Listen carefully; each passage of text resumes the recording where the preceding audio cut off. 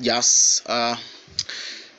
So we to start to know what is the essential validity of the contract. In business law, there is a lot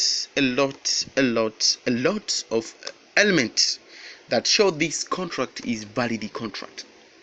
Tulizungumza mwanzo kwamba tukasema kwamba mkataba unaweza ukawa ni valid contract. Inawezekana mkataba pia ukawa voidable contract. Voidable contract kwa kifupi ni ule mkataba ambao una pande moja inaishawishi pande nyingine kuingia kwenye mkataba bila kujua. Huo mkataba unaweza ukawa valid au unaweza ukawa void. That is voidable contract. Lakini mkataba unaweza ukawa void. Void ni mkataba ambao kabisa haufai na utambuliki na una kanuni zote za kisheria. But our case is not the essential validity contract. Ukisoma section 10 kwenye law of contracts, instead that all agreements are contract if they are made by the free consent of parties competent to contract for lawful consideration with a lawful object. It means that are not expressly declared to be void. It means that mkataba wote ambao utakuwa hauna competence parties, hauna free consent, hauna lawful consideration and lawful object, huu mkataba utakuwa ni nini? Ni void. Maana yake mkataba huu utakuwa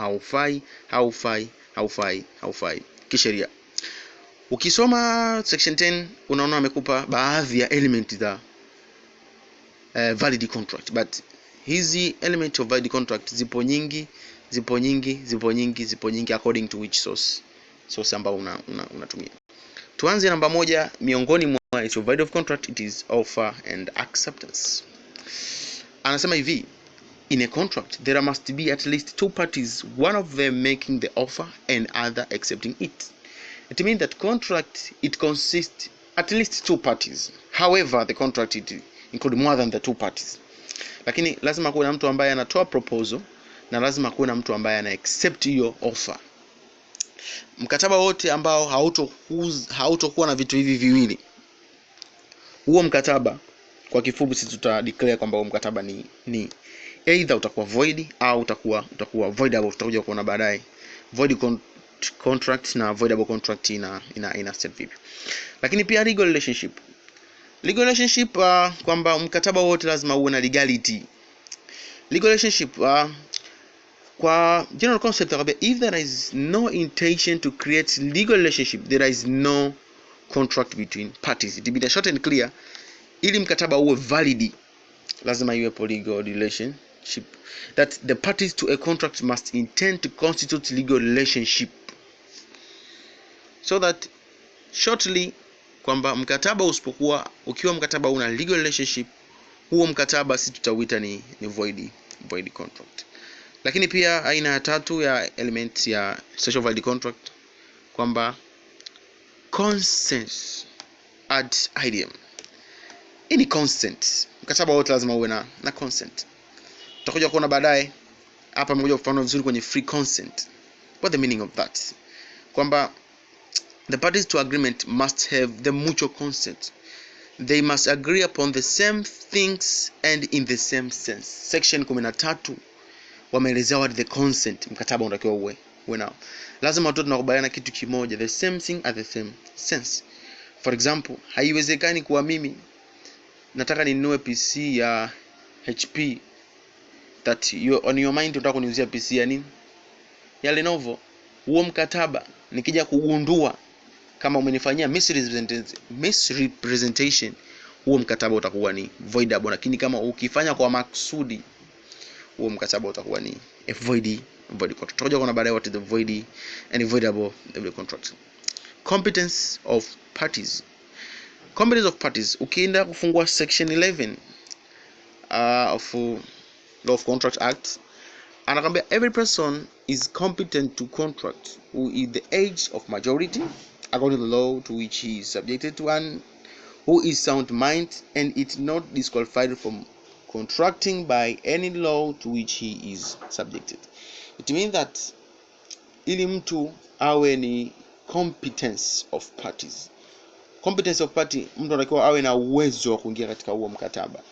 It means that mtu akiwa hana hivi vitu vifuatavyo, akiwa ni ana exception, sio minor, ana kisio mtoto mdogo, person of unsound mind. Unsound mind ni kichaa kwa kifupi. Ukichaa, mtu mwenye ukichaa fulani hivi.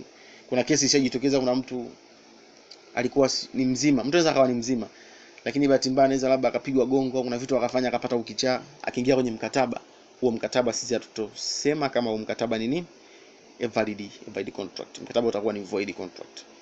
Lakini akiwa ana akili zake timamu, akiingia kwenye mkataba, tutasema huo mkataba ni valid.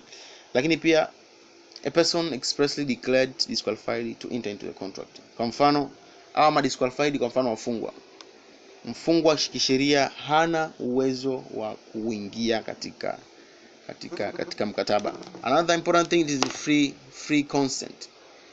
The free consent, kwamba the two or more parties are said to be consent when they agree upon the same things in the same sense. Free consent, kwamba mkataba unatakiwa uwe huru, makubaliano huru. Ili iwe free consent, the same sense, the same things. Section 14 of law contract anasema the consent is said to be free when it is not included by any of the following. Kwanza, kusiwe na coercion. Hiyo free consent iliwepo, kusiwe na coercion. Coercion ni vitisho, kwamba kukiwa na vitisho alafu mmoja kutokana na kile kitisho akaingia kwenye huo mkataba, sisi kisheria huo mkataba utakuwa valid contract, bali huo mkataba kuna uwezekano mkubwa wa mkataba kuwa ni voidable contract. Lakini pia ni misrepresentation. Misrepresentation nayo pia itapelekea mkataba kutokuwa valid kutokana na kukosekana kwa free consent. Misrepresentation inakuwaje? Hii inakuwa kwa mfano umenunua labda simu yako,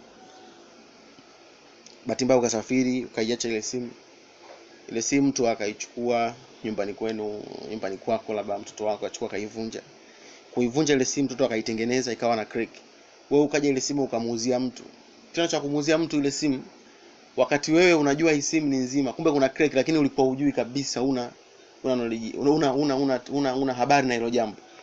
Ikitokea part ambayo inanunua inafanya huo mkataba, other parts ikiweza kufahamu na ikijua kwamba simu umesema hajapasuka kumbe imepasuka, huo mkataba unaweza ukawa voidable, huo mkataba unaweza ukawa valid, au huo mkataba unaweza ukawa void.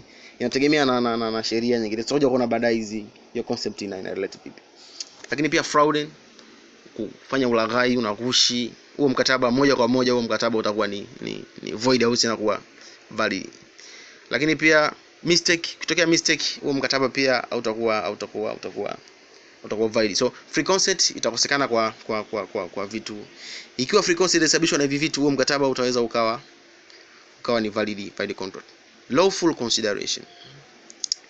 Consideration known as something in return. It is also essential for a validity of the contract. Consideration, tutakuja kuona what is consideration. Lazima utoe kitu. Consideration ni kitu chochote ambacho sio lazima kiwe cash. Yaani ni kitu chochote ambacho unabidi unatoa na wewe unapewa.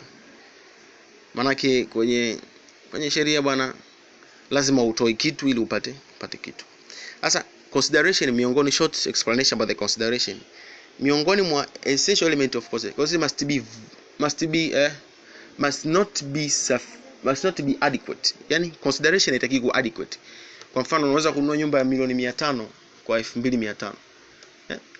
Ukisoma main element of consideration must not be sufficient but adequate.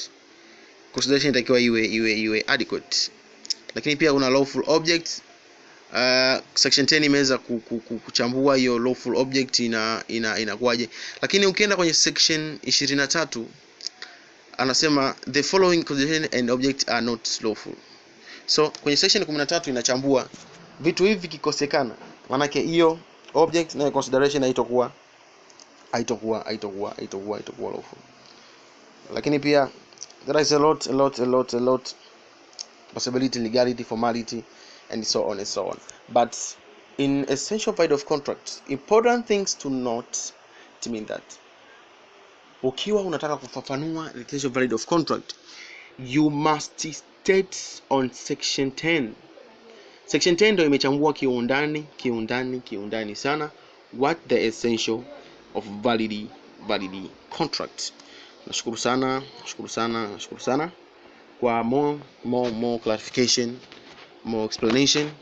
Tuna Kimbweta tutakutana na tutaweza kuchambua vitu kwa undani sana. Nashukuru sana na thank you for listening.